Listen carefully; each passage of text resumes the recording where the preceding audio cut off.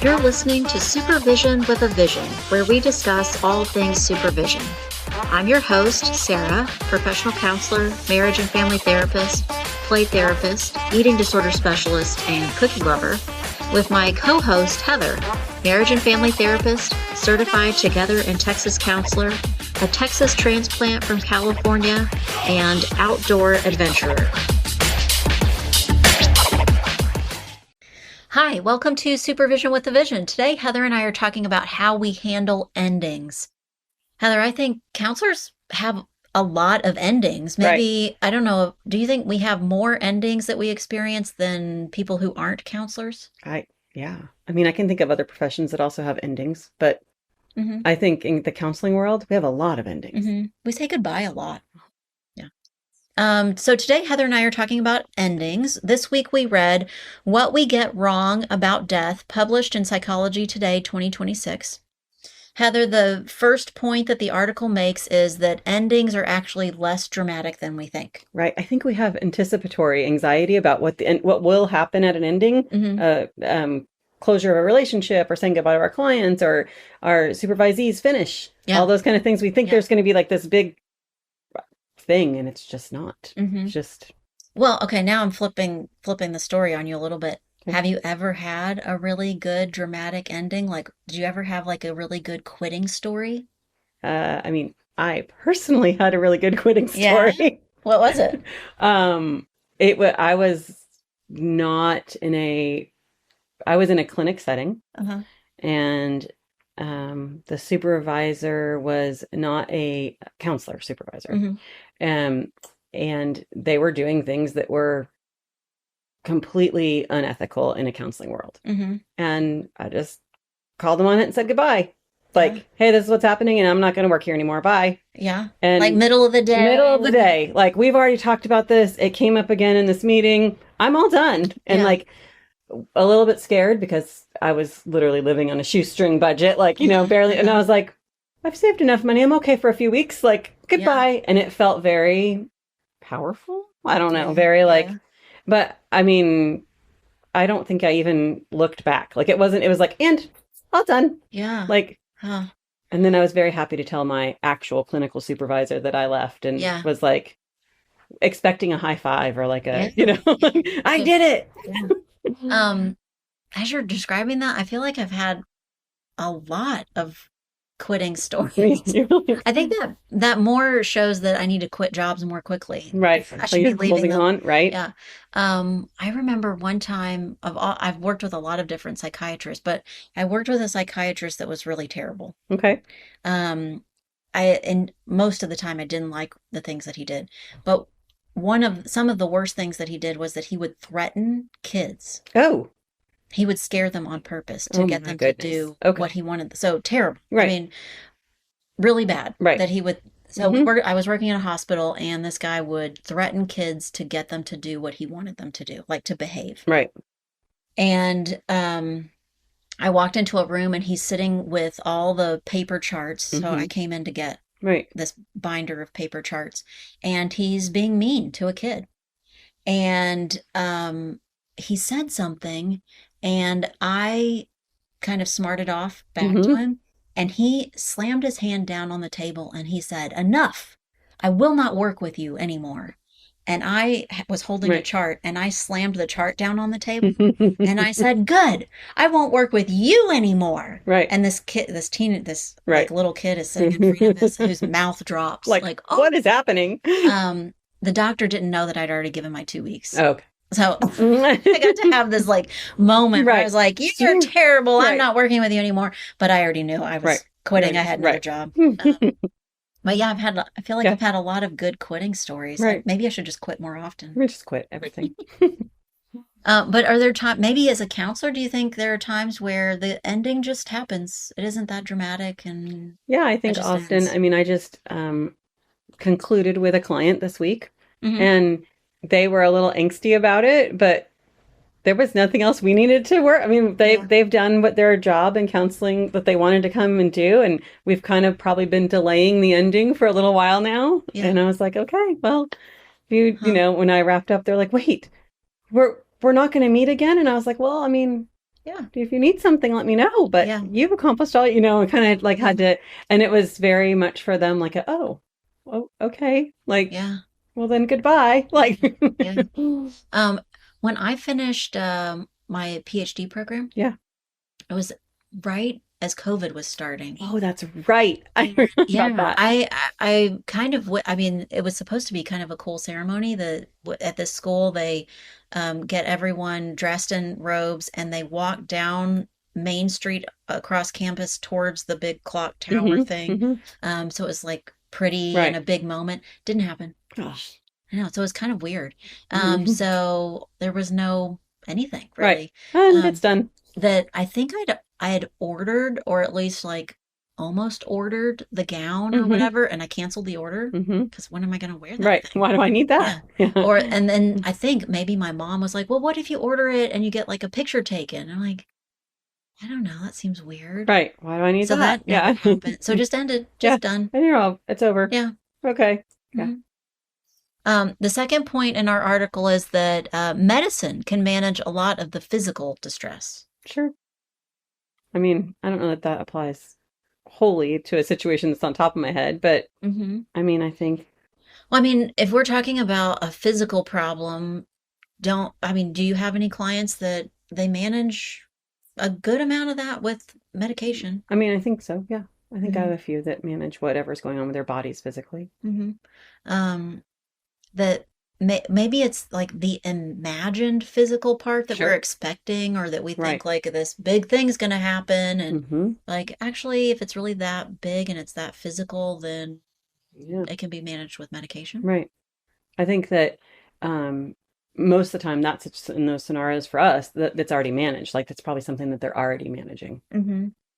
Well, I don't know. How many times do you have a client that has never tried medication for Hmm. anything, and then you're saying, Hey. I think this is a medicine Yeah. thing? Yeah.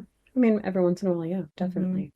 Um, because I see so many kids, a lot of my clients haven't ever used Yeah. medicine for Right. anything. And the way that I describe it to teenagers and parents too, I think are apprehensive Sure. when it's their kid that they're Right. talking about putting on Right. medication, and that's a new idea. Right. I'll explain that medication for the purposes of an ending or something related to mental health is like a step stool. Yes. That's a great way of describing And it. I'll tell them like kind of like self-deprecating a little bit that, I'm short. If I'm going to change a light bulb, Yeah. I'm going to have a step stool. Yeah. I'm definitely not changing that light bulb without a little bit of help. Right. So the medicine is your step stool, and then you have to go the rest of the way to Hmm. actually unscrew the old one, Right. put the new one in. So you can't expect that medicine's going to take care of all of it, but medicine Can helps make you, it easier. yeah, helps you get to a place Right. where you can do the rest. Right. I agree. A lot of times when I have clients that are iffy on whether they want to take anything, right? They're Mm-hmm. like, oh, Mm-hmm. I just want to. Well, sometimes medicine helps calm down your body enough that then you can actually use the coping skills that we've Yes. talked about. You can Right. use the things that that you know in your brain. It allows them then to do that. Mm-hmm. So, I will also tell families that, especially with a kid, and given maybe the circumstances, that you won't always need that step stool, right. that the step stool helps you get there. But like Hmm. you're describing, then you have the ability to practice Hmm. taking care of yourself better. And maybe after some practice, You don't need it. yeah, Yeah. you're a pro. You know Right. how to take care of yourself better. And so then you don't need the medicine the way Yep. you did at one point. Right. Okay. Point number point number three in the article, emotional support can help you find peace.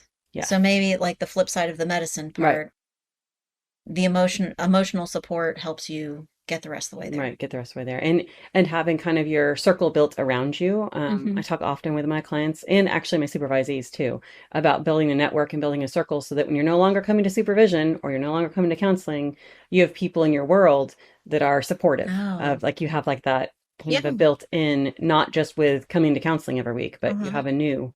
Well, I like that as a connection to supervision because that's really what I tell supervisees as we're wrapping up. Right. So you and I meet with supervisees most often, not all the time, but we're meeting with them towards a goal. Right. They're trying to accomplish licensure Mm-hmm. wherever they're living.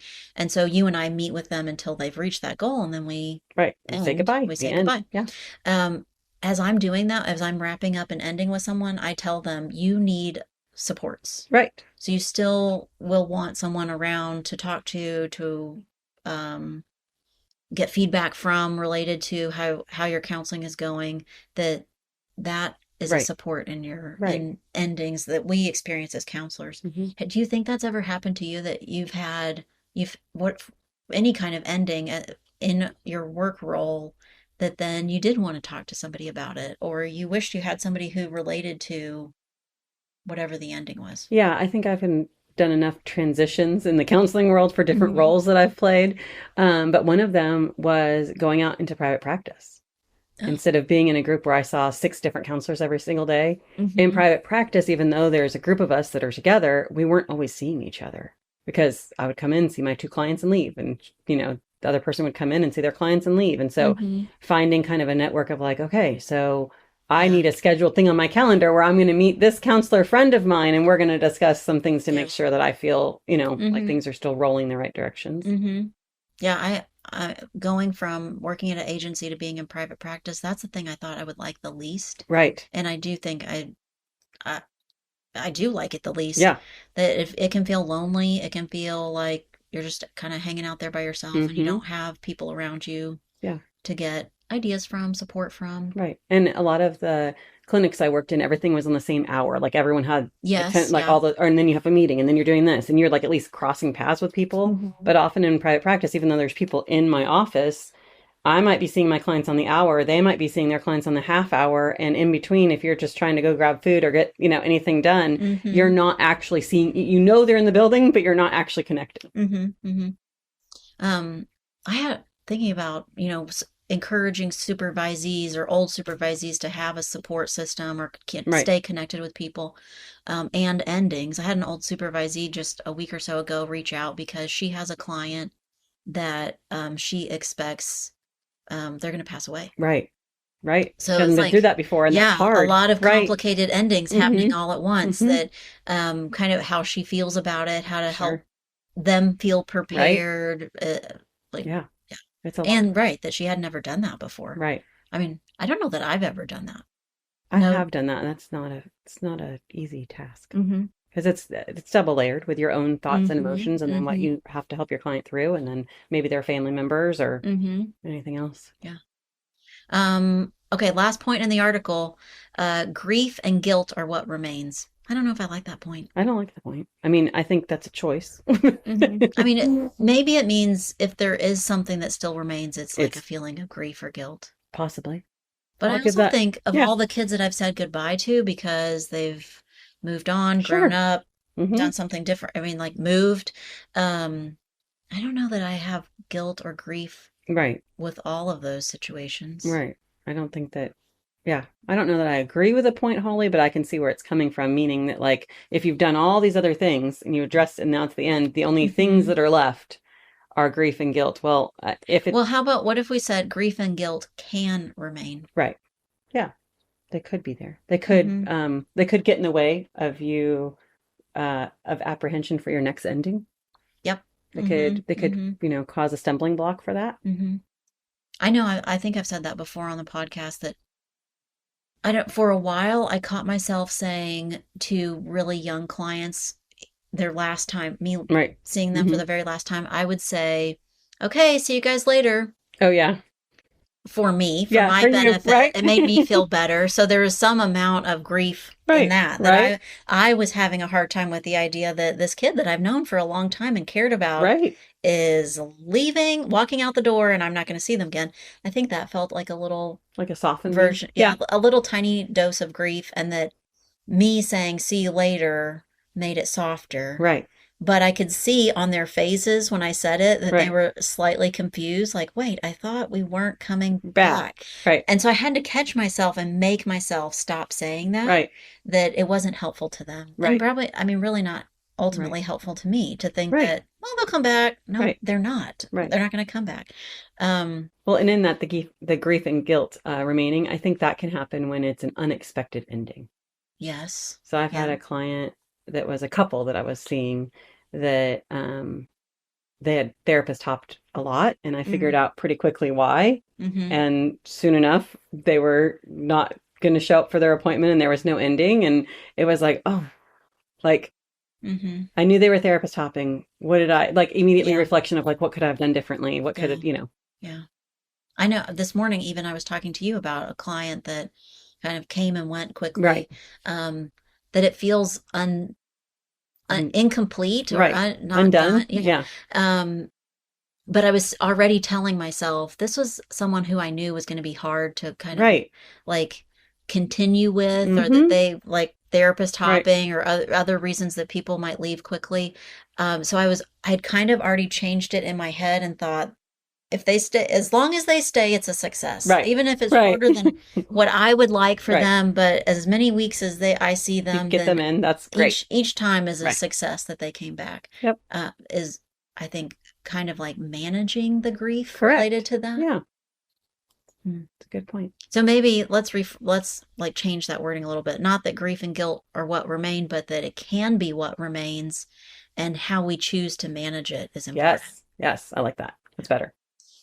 So Heather and I would love to hear about times that you have felt a loss as a counselor or supervisor and what you've done to take care of yourself. We'd also love to hear any suggestions you might have for future episodes. And this week we wanted to give a little shout out to our listeners in, where did we decide this week? I think we have some listeners in the Chicago area. So thanks for listening to Supervision with a Vision. You've been listening to Supervision with a Vision. Head on over to iTunes to subscribe, rate, and leave a review. Be sure to check us out on Facebook and Instagram at Therapy Academy to join the conversation and get show notes. We'll be back next week with more Supervision with a Vision.